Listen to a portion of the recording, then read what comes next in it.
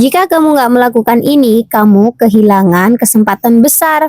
Hai guys, assalamualaikum. Jumpa lagi bersama aku Mbak Pedagang yang cerewet.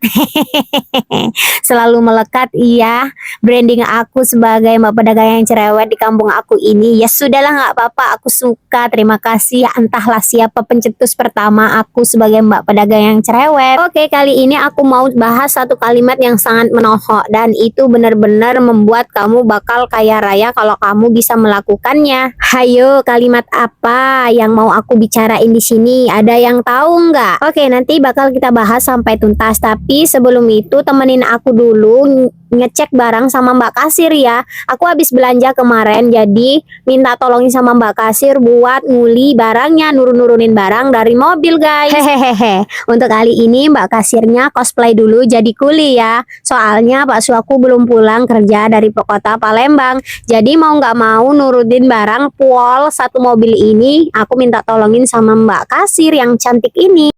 Ya namanya juga kerja sama orang, apapun kerjaan orang yang disuruh ya kita harus mangkat dong. Nggak mungkin kan masain kita ningoin bosnya aja, sedangkan kita duduk leyeh-leyeh di meja kasir walaupun statusnya kita sebagai kasir. Pokoknya kerja di toko aku ini guys satu untuk semua. Kadangkala cosplay jadi baby sister, kadangkala cosplay jadi cleaning service, kadangkala ngecek-ngecek barang, kadangkala juga harus jadi kasirnya beneran.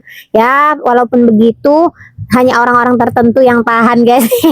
Karena aku cerewet, aku tuh paling nggak bisa nengok orang kalau banyak kerjaan tapi dia tuh leh-leh males-males atau duduk-duduk. Paling kesel banget aku tuh guys. Jadi ya sudahlah, langsung aku tarik aja supaya dia bantuin aku nurunin barang ini supaya cepet selesai. Jadi aku harus nurunin barang semobil nyunjung gini guys. Kalau nggak ku ajak Mbak Kasirnya bisa-bisa encok dah pinggang gua.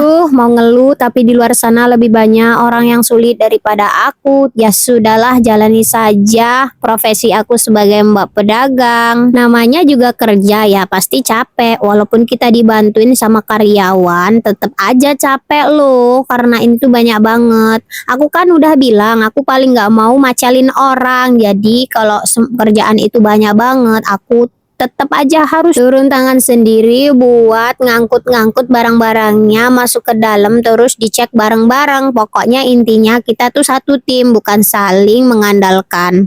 Duh, benar-benar kerasa banget capeknya kalau nggak ada Pak Su di rumah. Aku pengen nangis. Kenapa Pak Suku tidak pulang-pulang? Dia kerjaannya itu lama banget. Aku jadi ngerasa ditinggalkan oleh kekasih tercinta. Ini nih kebiasaan, kalau dia di rumah aku tuh nggak boleh pegang kerjaan apa-apa, cuman disuruh jadi mandor aja. Jadinya kalau dia pergi aku jadi kelabakan kayak gini, kebiasaan manja deh. Pak Su ini dasar. Ya udah guys, lanjut, aku mau meriksa barang lagi ya sama Mbak Kasirnya. Loh, kok aku malah jadi ngalur ngidul ya ngomongnya. Bukannya aku mau jelasin sesuatu yang penting tadi ya.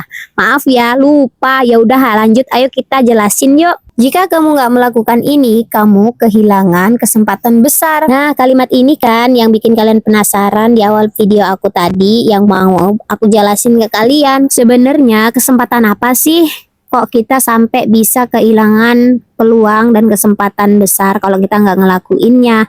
Dan apa iya bakal bisa jadi kaya kalau kita mau ngelakuinnya? Nah, kesempatan besar yang aku maksud di sini adalah kesempatan diberi kepercayaan orang untuk mengelola keuangan atau mengelola usaha. Tapi nih ya, nggak semua orang punya peluang itu. Jadi kalau kalian jadi salah satu orang yang terpilih tersebut, tolong banget gunain kesempatan itu dan jangan sampai membuat kepercayaan orang lain itu hilang. Yang namanya harta benda ataupun uang itu bisa dicari lagi kalau sudah hilang. Tapi kalau yang namanya peluang besar seperti kepercayaan itu, kalau dia udah hilang, bahkan sampai mati pun kita nggak akan pernah dapatinnya lagi guys. Iya, memang aku ini tergolong orang yang nggak mudah percaya dengan siapapun.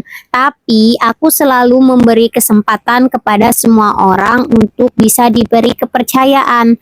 Tapi faktanya kebanyakan orang-orang itu yang aku beri kepercayaan malah nggak amanah. Nah, jadi intinya di sini bukan salah aku lagi ya, itu balik ke pribadi masing-masing.